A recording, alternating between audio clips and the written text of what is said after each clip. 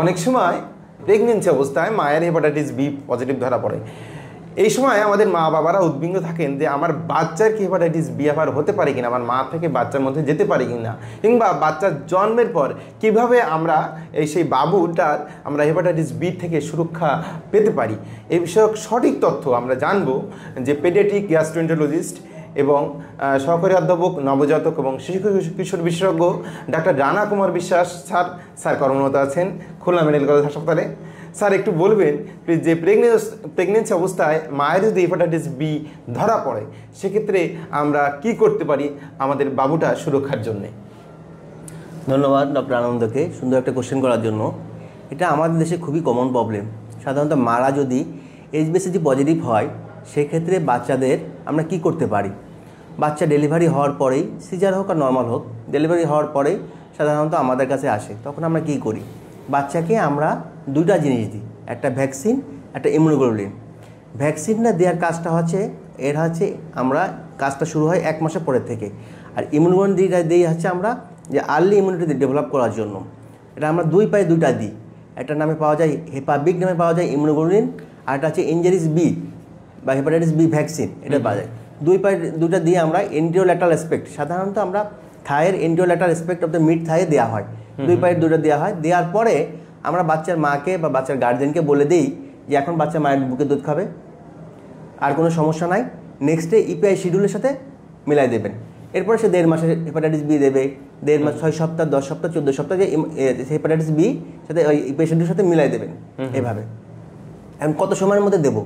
আমরা বলি as early as possible, যত তাড়াতাড়ি সম্ভব, বাচ্চা হওয়ার পরেই দিতে হবে। 12 ঘন্টার মধ্যে দিলে সবচেয়ে ভালো, তবে 72 ঘন্টার মধ্যেও দেওয়া যাবে সেক্ষেত্রে বাচ্চাদের ক্ষেত্রে। আর এরপরে আমরা ইপিআই শিডিউলের সাথে মিলাই দিই। বাচ্চা বড় হলো, বাচ্চা কোনো পরীক্ষা নিরীক্ষা আমরা করবো না।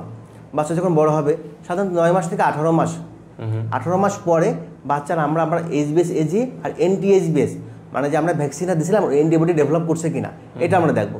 যদি বাচ্চা অ্যান্টিবডি ডেভেলপ করে মোর দ্যান 10 থাকে তাহলে সে ভ্যাকসিনেটেড, তার কোনো টেনশন নাই। যদি লেস দ্যান 10 থাকে অ্যান্টিবডি এনটিএইচবিএস, সেক্ষেত্রে আমরা বাচ্চাকে আবার রিভ্যাকসিনেশন দিতে পারি হেপাটাইটিস বি ভ্যাকসিন। আচ্ছা আচ্ছা, তাহলে আমরা জানলাম যে আপনার মায়েদের যদি প্রেগনেন্সি পজিটিভ হয় তারপরও কিন্তু আমার বাচ্চার খুব বেশি ভয়ের কারণ নাই। আমাদের যেহেতু স্যার বললেন যে সুন্দর একটা ভ্যাকসিন শিডিউল হয়েছে জন্মের পরপরই, যে ইপিআই শিডিউলের আগেই আমাদের জন্মের পরপরই সেই বাচ্চার সুরক্ষার জন্য আমরা কিন্তু একটা সুন্দর একটা ভ্যাকসিন দিচ্ছি। কিন্তু স্যার কথা হলো অনেক সময় মা বাবারা উদ্বিগ্ন থাকে যদি প্রেগনেন্সিতে মা পজিটিভ হয় সেক্ষেত্রে কিন্তু বাচ্চা পজিটিভ হতে পারে কি না? বাচ্চা পজিটিভ হতেও পারে, নাও পারে। সেক্ষেত্রে আমরা বাচ্চার পরীক্ষা সাধারণত করবো না, এইচবিএসজি বাচ্চার করবো না। আমরা এমপিরিক্যাল সব বাচ্চার ক্ষেত্রেই হেপাটাইটিস বি ভ্যাকসিন দেবো এবং ইমিউনোগ্লোবুলিন দেবো। দেওয়ার পরে আমরা 9 মাস থেকে 18 মাস বয়সে যখন হবে বাচ্চা, তখন আমরা বাচ্চা এইচবিএসজি করে দেখবো এবং এনটিএইচবিএস করে দেখবো। তখন বাচ্চা অ্যান্টিবডি দেখে ডিসিশন নেওয়া হয় যে ওকে এইচবিএসজি পজিটিভ, তাহলে আমরা হেপাটাইটিস বি ভাবে ট্রিটমেন্ট দেবো। আর যদি এনটিএইচবিএস যদি মোর দ্যান 10 থাকে, 10 বা 10-এর বেশি থাকে, সেক্ষেত্রে সে ভ্যাকসিনেটেড, তার কোনো টেনশন নাই, আর সে ভালো আছে। আর যদি দেখা যায় যে তার 10-এর কম, তাকে রিভ্যাকসিনেশন দিতে হবে, আবার ভ্যাকসিন দিতে হবে হেপাটাইটিস বি ফুল শিডিউলে 016, আজকে একটা, 1 মাস পরে একটা, 6 মাস পরে একটা, 18 মাস বয়সের পরে।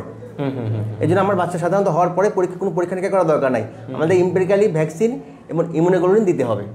আচ্ছা আচ্ছা, ধন্যবাদ স্যারকে। আমরা খুব সুন্দর তথ্য এবং গুরুত্বপূর্ণ তথ্য আমরা জানলাম ভ্যাকসিন সম্পর্কে। ডাক্তার রানা কুমার বিশ্বাস স্যার আমাদের সঙ্গে এত সময় ছিলেন, পেডিয়াট্রিক গ্যাস্ট্রোএন্টারোলজিস্ট, সহকারী অধ্যাপক নবজাতক শিশু এবং কিশোর বিশেষজ্ঞ, খুলনা মেডিকেল কলেজ হাসপাতাল। স্যার দীর্ঘদিন যাবৎ আমাদের এই দক্ষিণ পশ্চিমাঞ্চলের মানুষজনের শিশু বিষয়ক সমস্ত সুন্দর পরামর্শ দিয়ে আসছেন। স্যারের পরিবারের মঙ্গল কামনা করি, স্যারের আরও উন্নত সমৃদ্ধ জীবনযাপন কামনা করি, তার পেশাগত জীবনের সমৃদ্ধি কামনা করি। স্যারকে অসংখ্য ধন্যবাদ আমাদের অনুষ্ঠানে সময় দেওয়ার জন্য।